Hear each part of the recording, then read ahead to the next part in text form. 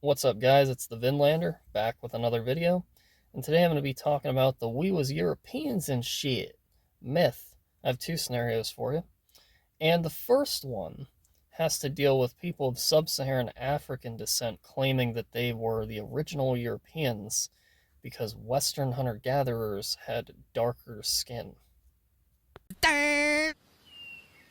Shut up, Mimsy! Now, not only is that not true, but when I say dark skin, I'm talking about like a type 4 skin tone, which is described as olive or light brown. Most of the time it appears light brown. This is most likely found in the Middle East and, of course, in India.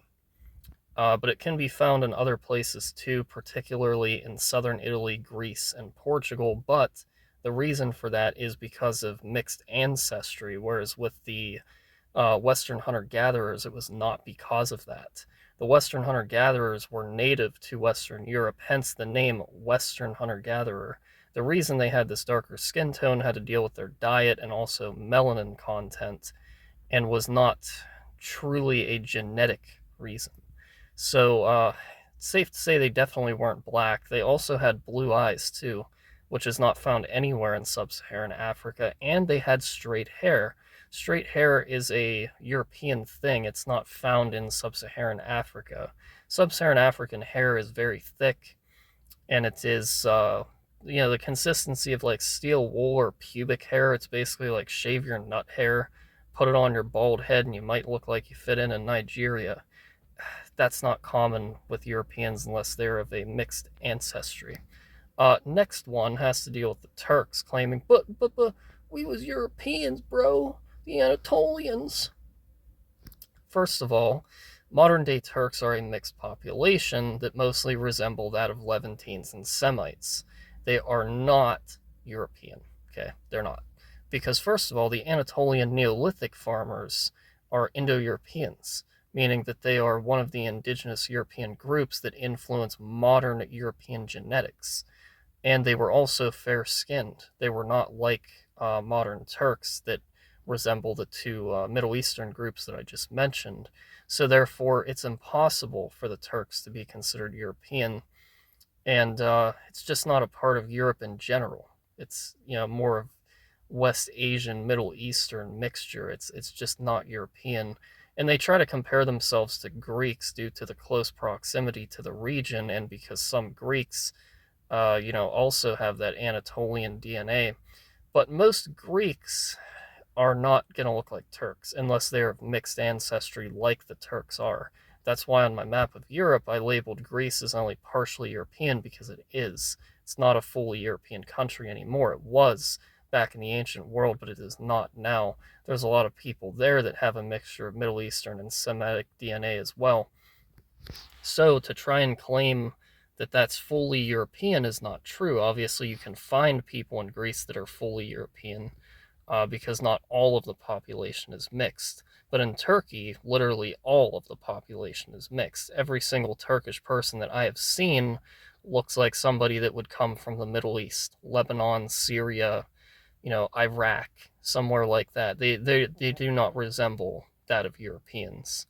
Whereas Greeks can. I've met Greeks who are definitely European and that definitely have European DNA, and most likely are either 100%, so fully European, or a majority European, maybe having a small trace amount from a non European admixture due to, the extremely high rate of admixture in that region.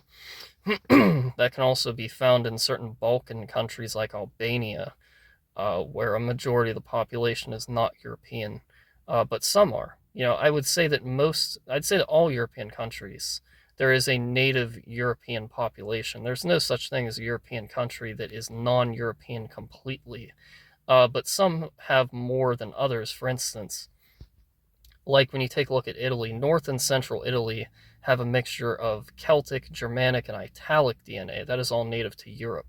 When you go into Southern Italy, especially when you get past areas like Benevento and Caserta, you have a lot of places down there where people are most likely mixed with non European DNA. It reflects in their skin tone, it reflects in their facial features as well.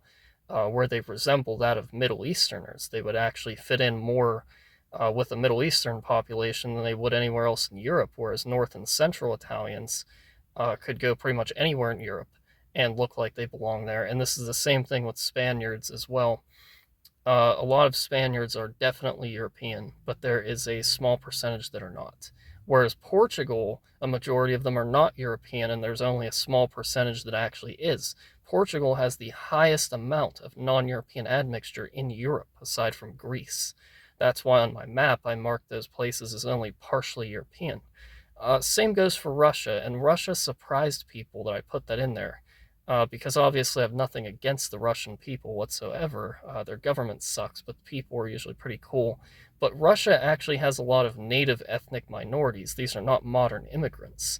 They have people like the Tartars and some of these other like Asian indigenous groups that are actually not European, and they do make up certain regions of Russia. So to say that all of Russia is European would be a false statement. That's why I labeled it as only partially European, because when most people think of Russians, they think of the Slavic people. Well, it's not only inhabited by Slavic peoples. So just to clear that up, for anyone that had misconceptions. So, anyways, I hope you enjoyed. I'll see you in the next one.